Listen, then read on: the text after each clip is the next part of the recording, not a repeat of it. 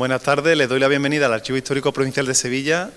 Son ustedes unos valientes por desafiar las altas temperaturas de este verano anticipado sevillano. Y tengo el placer de invitarles, darle la bienvenida a ustedes al archivo, inaugurando una colaboración también con la Universidad Pablo de Olavide, fruto de un convenio con la Consejería de Cultura y Deporte de la Junta de Andalucía, a través de la Cátedra de Estudios Barrocos, con sede en Carmona, de la Universidad Pablo de Olavide, que dirige el profesor Fernando Quiles. Fernando Quiles, como conoce muchísimo mejor que yo a los ponentes de esta tarde, va a tomar la palabra ahora y los va a presentar convenientemente. La verdad es que la de hoy es una aventura amazónica prácticamente, de venirse aquí a escuchar a nuestras conferenciantes, que todo lo bueno que son merece la pena el esfuerzo, pero no deja de ser un mérito. Y bueno, vamos a empezar por Francisco Ollero Lobato. ¿Qué voy a decir de Paco Ollero, de Francisco Ollero, catedrático de Historia del Arte de la Universidad Pablo de Olavide, compañero de aventura desde la juventud más grande, cuando él y yo nos iniciamos en el mundo de la investigación, en el archivo de protocolos, en su sede antigua de la calle Feria, y ahí fuimos a conocer lo que era ese archivo y descubrí una cosa con él, porque luego seguimos investigando en los pueblos, indagando sobre la arquitectura y el urbanismo en pueblos de la provincia, y descubrí una cosa con él que nunca voy a olvidar, y es qué emocionante es la aventura del conocimiento, cómo llegar a conocer a través de esa investigación, esa búsqueda. Y con él lo hice mucho, y él, bueno, su producción es larguísima, se ha dedicado sobre todo a la arquitectura, al urbanismo, a las fiestas, siglo XVIII, ahora está tocando el siglo XIX, y bueno, es uno de los mejores especialistas en ese ámbito del urbanismo, y estamos esperando todos con ansiedad el primer libro o el segundo libro de la fiesta, de su proyecto de investigación, en el que se han incorporado un grupo de gente del mundo de la historia del arte y de la arquitectura, y que va a ser un libro fantástico sobre las fiestas en Andalucía. Muy bien, Paco, cuando tú quieras. Bueno, un placer estar aquí, como les comento, muchas gracias por su asistencia. Bueno, a mí me toca abrir este conjunto de intervenciones que tienen como marco general, diríamos, pues el estudio de las fiestas en diferentes variantes, desde el punto de vista del culto a los santos, desde el punto de vista de la vida cotidiana en México, y en mi caso, pues voy a hacer una especie, pues como de preámbulo, una introducción sobre esta cuestión, hablando de las relaciones entre arquitectura y fiesta, que es un tema, por supuesto, pues que no es un tema que yo haya iniciado. Lo que hago es continuar a reflexionar sobre aspectos pues, que han desarrollado con anterioridad pues profesores de la talla de Marcelo Fariolo o de Antonio Bones Correa, por citar únicamente a dos personas que han sido grandes estudiosos de esta cuestión. La idea es, la hipótesis, bueno, es una idea o una premisa de partida, es la importante relación que tiene la arquitectura en sus diversas variantes, la arquitectura y la ciudad, con el desarrollo de la fiesta, en un sentido de la fiesta mucho más esencial para la constitución de una sociedad como era la fiesta durante la Edad Moderna, la fiesta en el Renacimiento y la fiesta en el Barroco, que también conoce pues la maestra Marta Fernández, que está aquí con nosotros hoy. El lugar donde se desarrolla la fiesta entendida desde la Edad Moderna, una fiesta conformada mediante un nuevo orden comunicativo en el que se va olvidando esas relaciones de carácter personal, de carácter, si quieren, vasallático, feudal, que existía con anterioridad, y que van a conformar ahora pues una identidad de la ciudad, que se va a ver reconocida en una serie de relaciones que se establecen entre las distintas instituciones, entre los distintos organismos que existen en esa ciudad. La fiesta también es el conjunto de celebraciones y ritos que se van a desarrollar en esa sociedad, y por tanto también la ciudad va a ser el marco de todo ese tipo de ritos asociados a la fiesta. También a lo colectivo. En la fiesta es necesario que haya un público que participe, que de alguna manera sean también espectadores, pero también actores de lo festivo. Y también es el lugar donde se perpetúa pues una serie de símbolos, donde se perpetúa una serie de aspectos simbólicos trascendentes que van a tener determinados lugares como aquellos donde siempre se van a celebrar, donde se van a producir esos ritos y que por tanto van a dejar una especie de concentración de la memoria en las ciudades que hace que sea en los lugares donde se perdure ese prestigio de esos ritos y el recuerdo de lo simbólico. Recordemos que lo ritual siempre conduce a lo religioso y en este sentido pues convierte a lo festivo en un aspecto simbólico fundamental de las sociedades. Durante el Renacimiento las ciudades se van a convertir también en la escena del príncipe. Va a ser un lugar importante para la exaltación del poder, de la exaltación que está representado por las máximas autoridades, fundamentalmente en las ciudades de la República Italiana, de las distintas repúblicas italianas, donde van a aparecer, pues digamos, esta exaltación de lo festivo, utilizando una serie de recursos que van a perdurar durante la Edad moderna europea. La fiesta también va a ser una forma de reconocerse, una forma de mostrar una identidad, un sentido de civilitas, es decir, hay una serie de instituciones, una serie de entidades, una serie de corporaciones también laborales que se van a reconocer en esa participación en la fiesta, ¿no? Una idea que desarrolló Foucault, esa idea de que la exhibición, la presencia, también en lo festivo, pues conforma una especie de sanción del poder, de un reconocimiento de la existencia que es uno de los primeros elementos de conformación, de desarrollo del poder.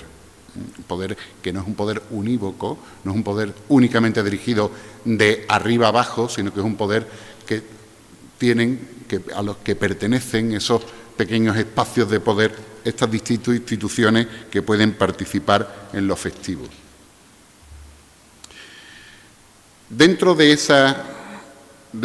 contexto de la fiesta en la Edad moderna, va a tener muchísima importancia el valor que tiene la arquitectura. La arquitectura conforma un marco de prestigio. Los recursos del conocimiento de la arquitectura grecorromana pues se van a convertir en un elemento de prestigio, en un elemento erudito que por sí mismo, por su propia existencia, por estar asociado al príncipe, va a ser un elemento también de exaltación del poder. Dentro de esa idea de la importancia de lo arquitectónico en la fiesta, es también necesario entender que para los tratadistas del Renacimiento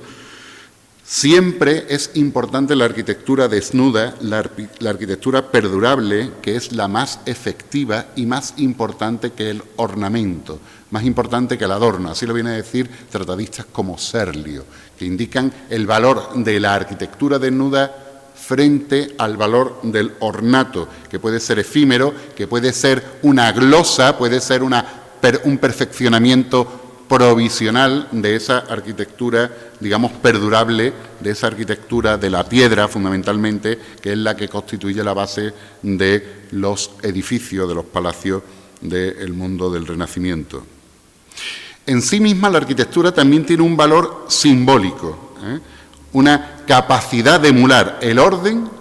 en el caos. La arquitectura produce una sensación de una forma estructurada de algo que constituye un elemento característico de la acción del hombre,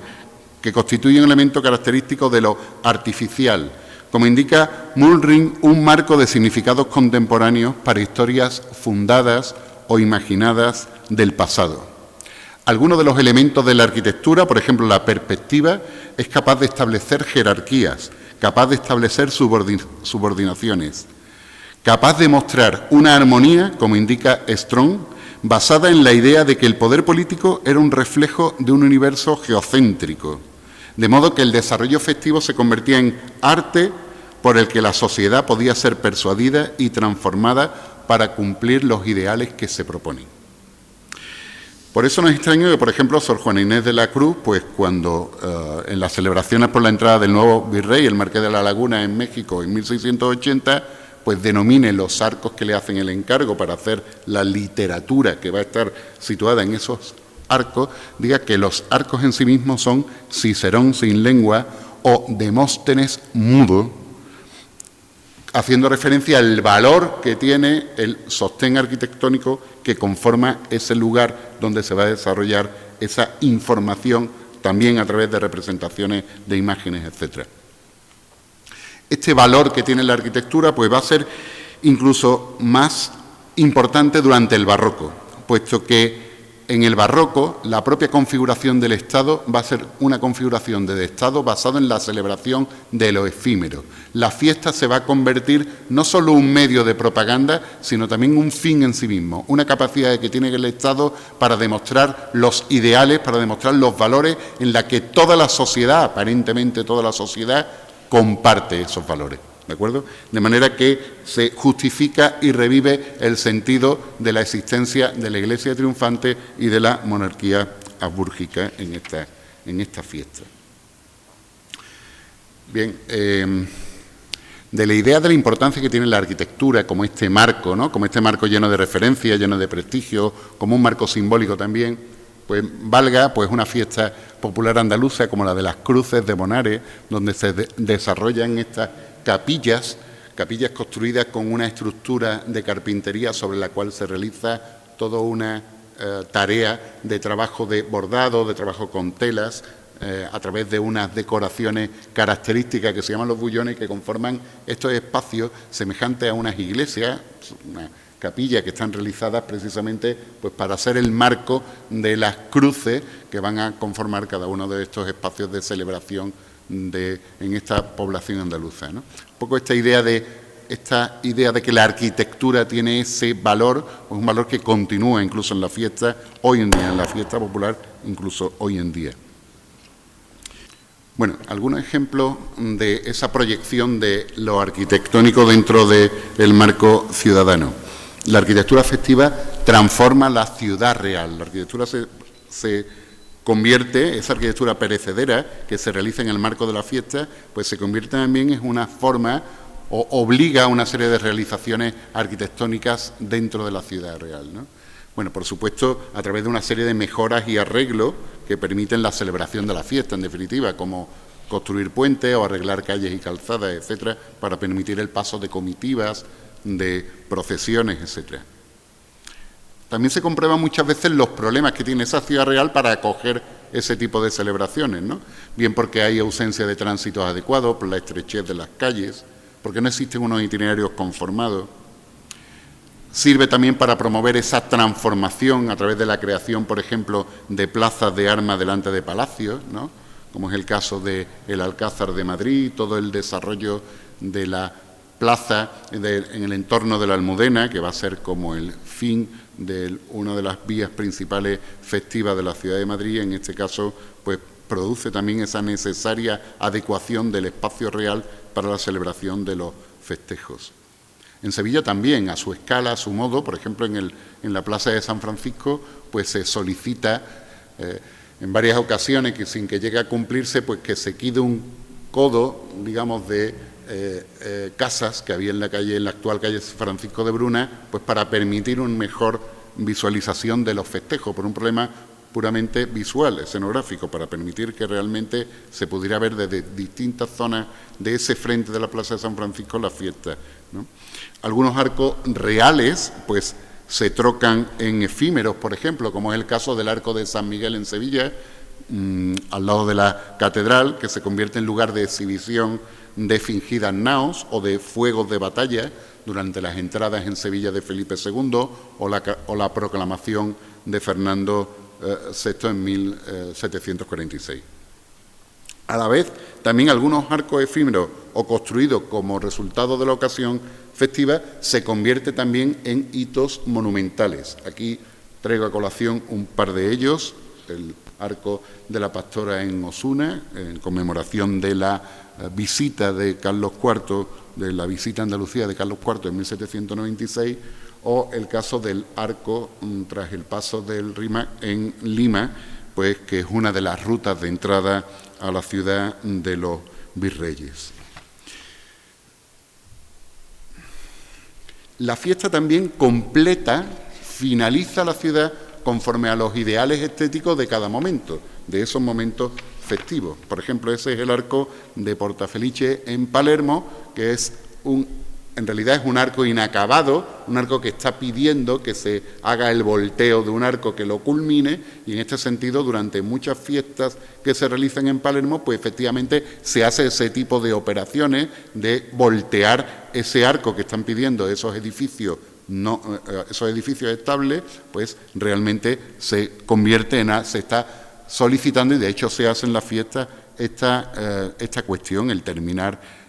la Porta Felice mediante estos arcos de naturaleza efímera. Algo similar pasaba con el Arco de la Macarena cuando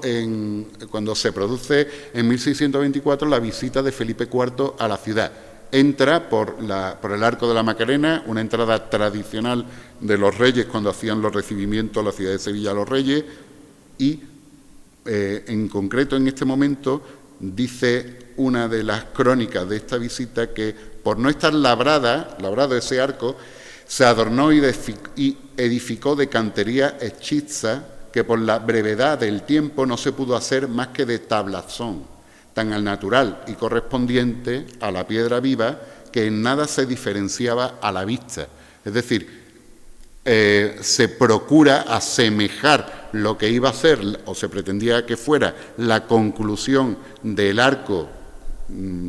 estable mediante un material que resulta perecedero, mediante maderas que simulan precisamente la conclusión de ese arco. Esta cuestión lo vamos a ver en muchas ciudades de la monarquía hispánica en distintos lugares. Por ejemplo, la profesora Rosario Camacho pues publicó unos aleluyas con unas vistas de la Catedral de Málaga ya terminada conforme al proyecto del arquitecto Antonio Ramos, con una configuración que nunca se llevaría a efecto, pero que en los aleluyas que se reparten con un motivo festivo a finales del siglo XVIII, pues aparece efectivamente la catedral terminada, conclusa, conforme a ese ideal estético propio de ese momento en concreto.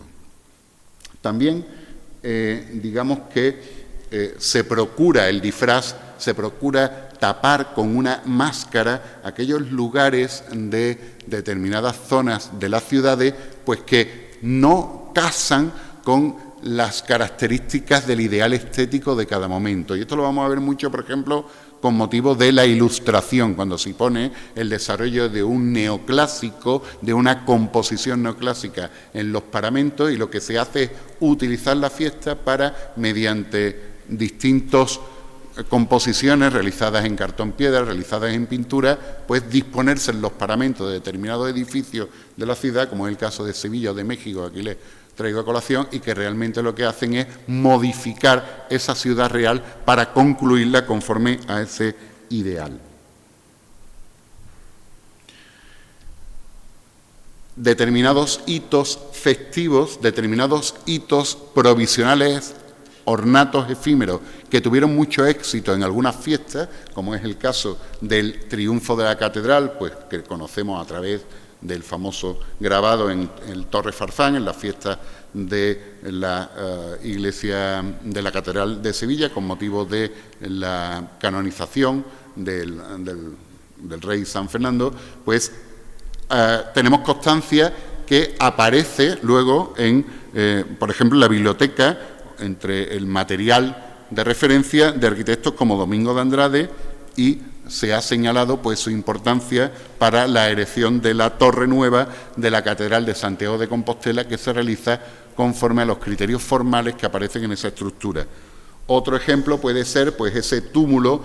de Felipe IV que el profesor Vincenzo Cassato publicó, que es un túmulo en honor a este rey, en el fallecimiento del rey, y que realmente esa estructura turiforme pues sirve perfectamente para configurar la composición de la torre con que se finaliza la catedral de esta ciudad italiana, precisamente cuando aún estaba bajo dominio de la monarquía hispánica. Existe también una manera de configurar el urbanismo de muchas de estas ciudades era un urbanismo de carácter orgánico, un urbanismo irregular, y que la manera de concluirse, la manera de modificarse, pues no lo permitía realmente, no había dinero, no había un ajuste económico en las ciudades para producir esas alineaciones, esas nuevas alineaciones de calles y plazas, y lo que se hacía era utilizar pues esos ornamentos festivos, esa arquitectura provisional, pues precisamente lo que hace es utilizarse para configurar una ciudad rectilínea, una ciudad tirada a cordel y que permitiera simular una ciudad más ajustada a los ideales del clasicismo, a los ideales vitruvianos. Es el caso, por ejemplo, de la entrada de Isabel de Valois en 1560 en Alcalá de Henares, en la ciudad universitaria, que lo que hace es conformarse mediante una avenida rectilínea con los claustros de los profesores situados a ambos lados de esa avenida y, por tanto, de alguna manera pues se rememora pues ese sentido de simetría que tan característico es del clasicismo. O en el caso de la entrada de Felipe II, bueno, he hecho una composición, he traído un grabado de la ciudad de Sevilla, un grabado de Hofberger de la ciudad de Sevilla, y he recogido pues el lugar de entrada de Felipe II dentro del recinto amurallado de la ciudad, que es actualmente sería la Puerta de Goles, en la que actualmente conocemos como la Puerta de Goles, y que realmente aquí está terminada, pero aún no estaba finalizada esa puerta del recinto amurallado de la ciudad. Luego volveremos a hablar de esta entrada de Felipe II, pero nos sirva ahora para ver que delante de esa ciudad, en la zona extramuro, pues se edificaron pues dos arcos que se dispusieron como dispuestos, digamos, en perspectiva hacia ese arco de la muralla, y que daban la sensación de continuar a través de una calle intramuro de la ciudad, como era la calle de las Armas, que era una calle realmente rectilínea, una calle bastante configurada, digamos, conforme a esta forma geométrica, y que permitía de alguna manera que esa entrada fuera una entrada entendida conforme a esta idea de la existencia de unas vías rectas que permitieran el ingreso a una ciudad que, por otra parte, pues era fundamentalmente de un urbanismo complicado, de un urbanismo de una trama donde perduraba las características de la ciudad islámica medieval. Esa búsqueda de una regularización a lo vitruviano, digamos, conforme a esta idea de Vitruvio, de que la plaza tenía que estar en unos lugares centrales y que las plazas debían de tener una forma regular, pues servía muchas veces, la fiesta lo que hacía era modificar de alguna manera ese trazado irregular que tenían muchas de nuestras plazas para conformarlas de una manera más regularizada. Es el caso, por ejemplo, ahí les pongo la comparativa entre la Plaza de San Francisco en el Plano de la Vida de 1771 y como en unas fiestas que se realizan, de los cuales tenemos, de las pocas imágenes que tenemos festivas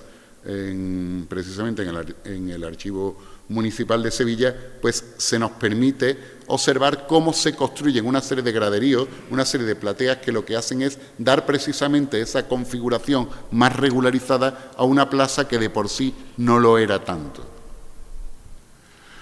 Lo mismo sucede en el caso de la plaza de Vivarrambla en Granada, ¿no?,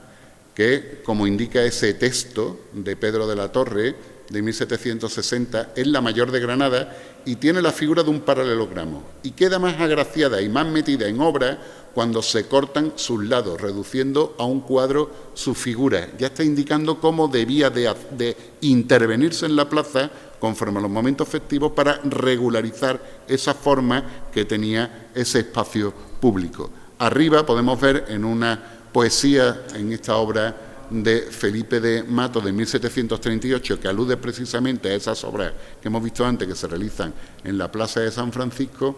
un nuevo anfiteatro se maquina, que siendo en firmes tablas bien formado, para el acto quedó bien entablado. Con tal primor la plaza se autoriza, que todo a cuadrar llega en su figura, pues en dobles andamios formaliza su extensivo primor la arquitectura. Es decir, se nos está indicando cómo efectivamente al construirse esa obra, además de configurar la plaza para una serie de funciones taurinas, en realidad se está realizando con la idea de que efectivamente la plaza se regularice, se convierta, aunque sea provisionalmente, en una plaza en una plaza cercana a los ideales del clasicismo. De modo que la ciudad en el barroco se vuelve festiva. La fiesta va a tener una importancia fundamental, como estamos diciendo, en el mundo del barroco.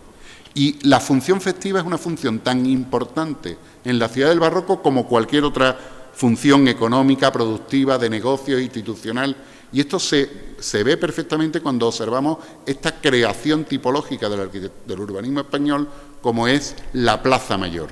Esta idea de la Plaza Mayor como un espacio regular que se inserta, como podemos ver aquí en esta foto, donde se observa de una manera muy potente precisamente esta característica, que se inserta dentro de una trama urbana que no responde precisamente a esa idea de regularidad que se está buscando, pero que se construye precisamente con la idea de que se puedan realizar en la plaza fiestas. Esa idea está detrás de la creación o de la reforma de la mayoría, de la totalidad de las plazas mayores en la monarquía hispánica. Vamos a comentar algunos ejemplos. En la plaza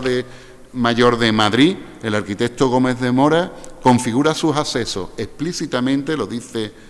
recoge la cita del libro de Escobar,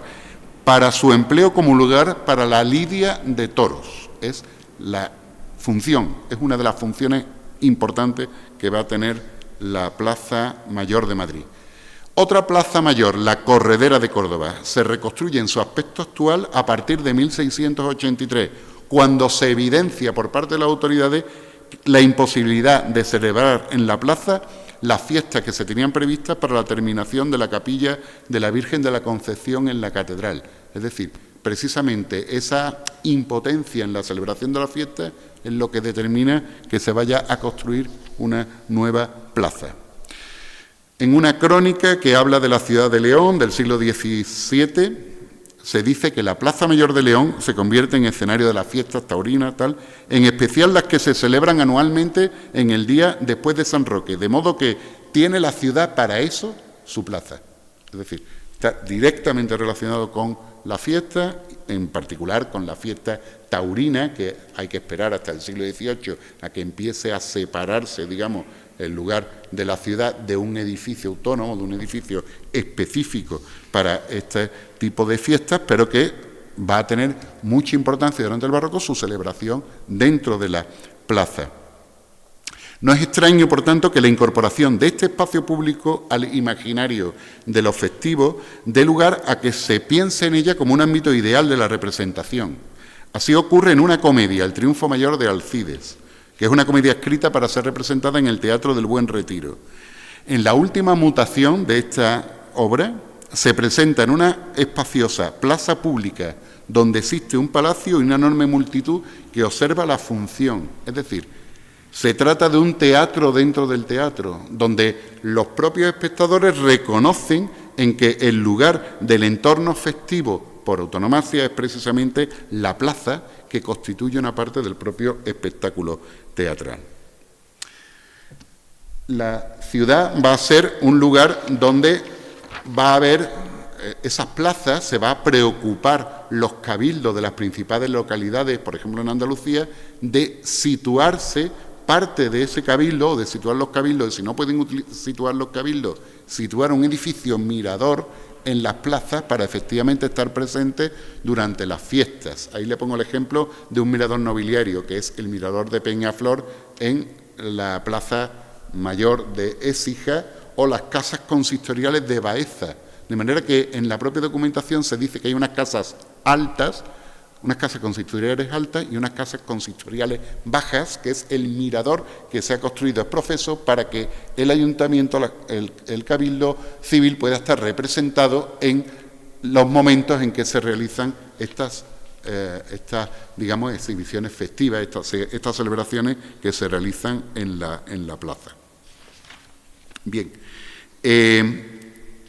finalmente tenemos que indicar la existencia de recorridos festivos que, al redundar en las distintas celebraciones, que con carácter anual, las celebraciones ordinarias, pero también las celebraciones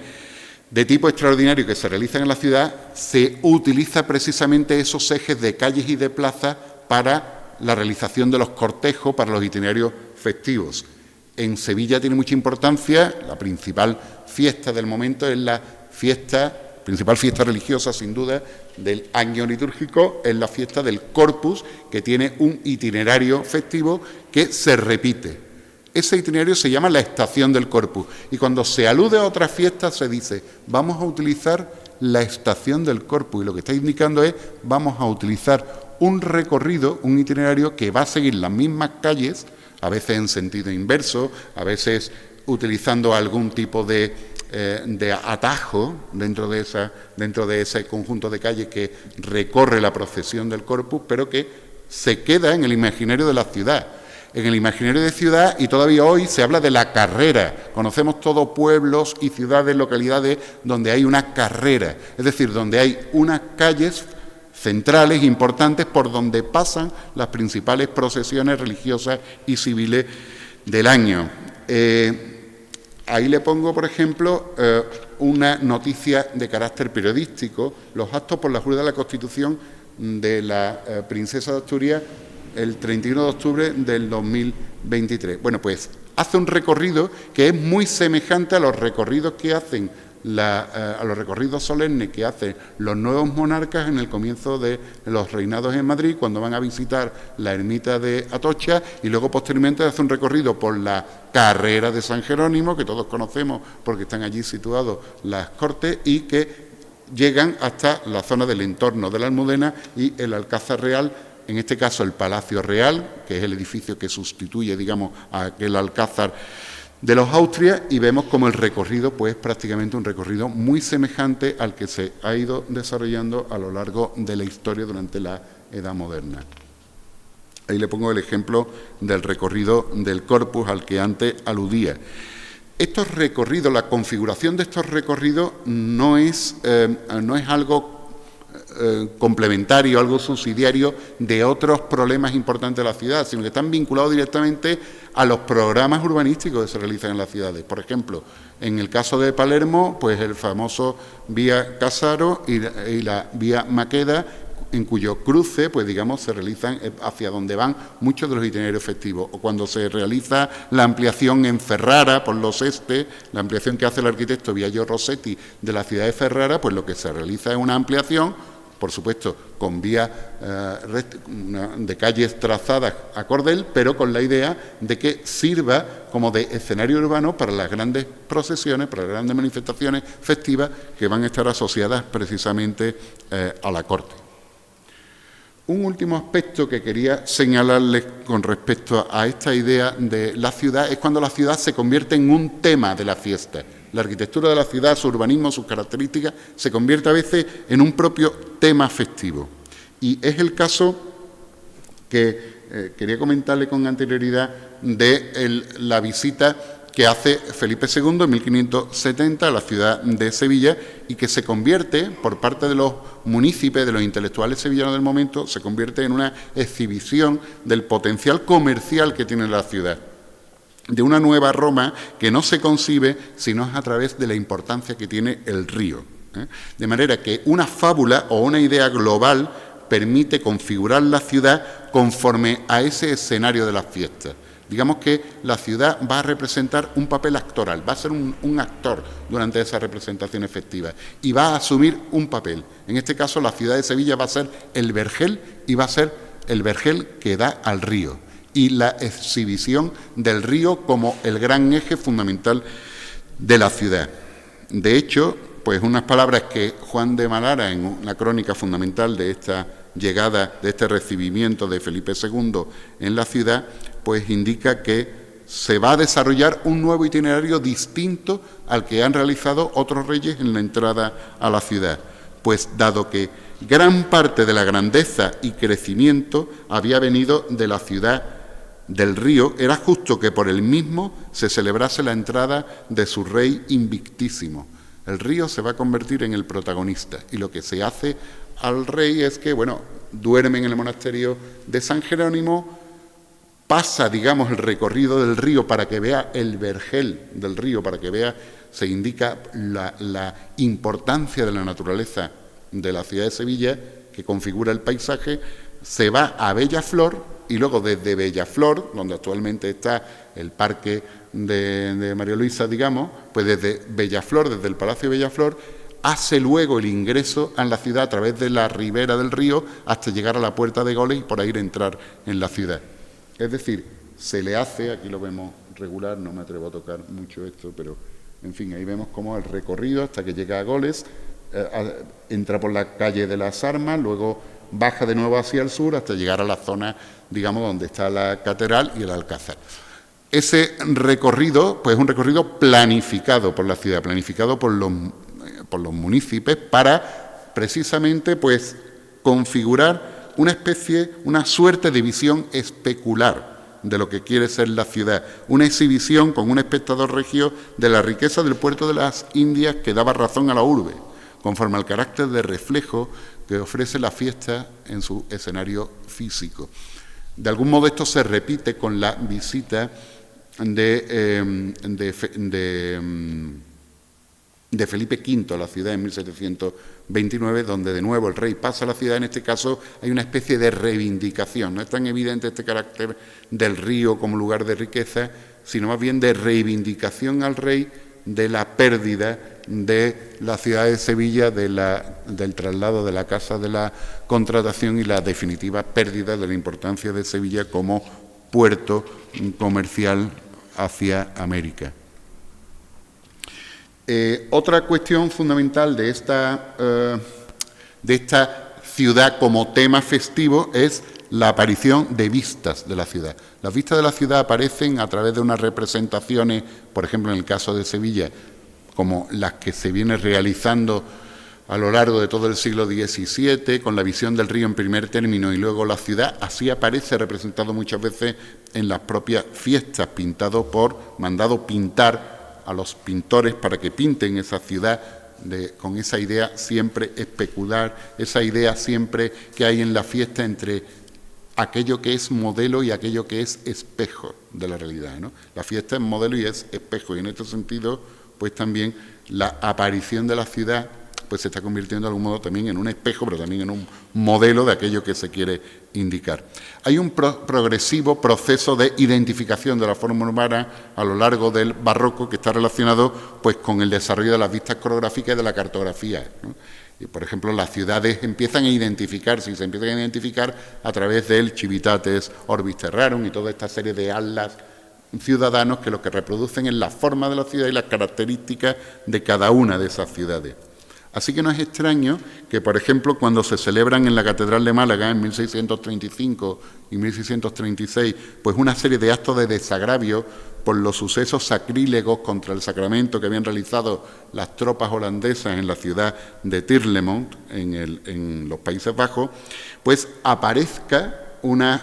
dice que aparece una estela donde se reproduce la forma de la ciudad de Tirlemont, que posiblemente, pues, aunque apareciera su forma fideligna, no lo iban a reconocer los malagueños del momento, pero así quiere la catedral que quede constancia de que se está refiriendo de una manera concreta a una ciudad determinada donde sucedieron estos hechos históricos del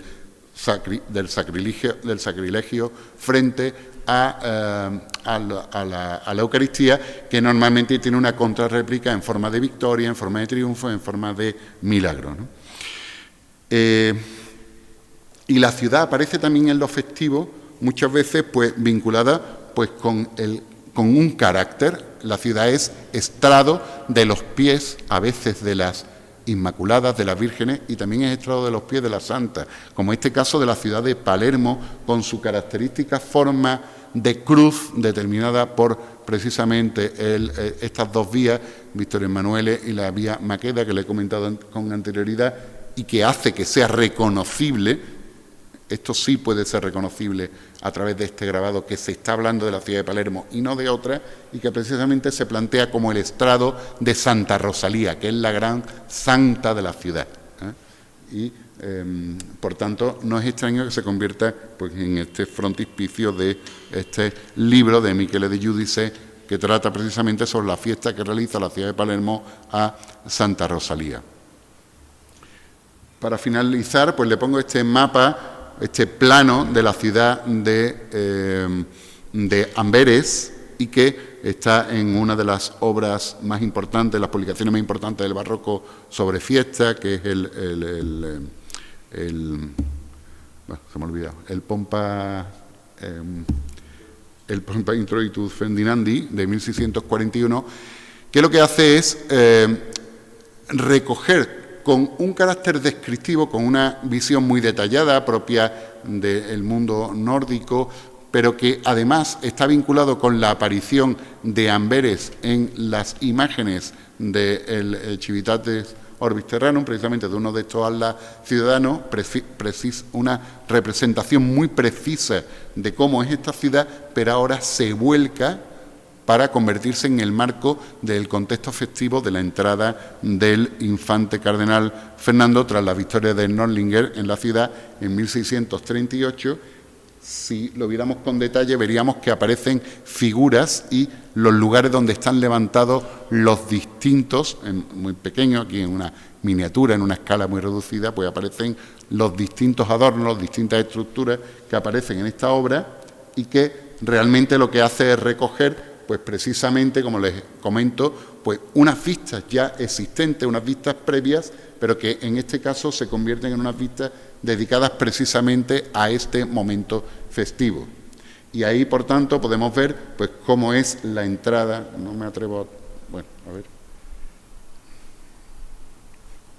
Bien, ahí vemos cómo se hace el ingreso en la ciudad y los distintos pabellones con las representaciones de los monarcas Habsburgo, etcétera, ¿no? Toda esa serie de estructuras que van a ser levantadas para la fiesta y que el mapa identifica mediante unos números que aluden a una serie de grabados donde se desarrolla precisamente cómo son estas estructuras. Este es el caso de la puerta de la ciudad, y estas las distintas estructuras efímeras que se levantan con motivo de esta celebración. Bien. De esta manera, el plano descriptivo de esta ciudad, de Amberes, como hemos visto antes en el caso de Lima, pues está vinculada pues, a una capacidad de descripción geográfica que se desarrolla durante el barroco, pero que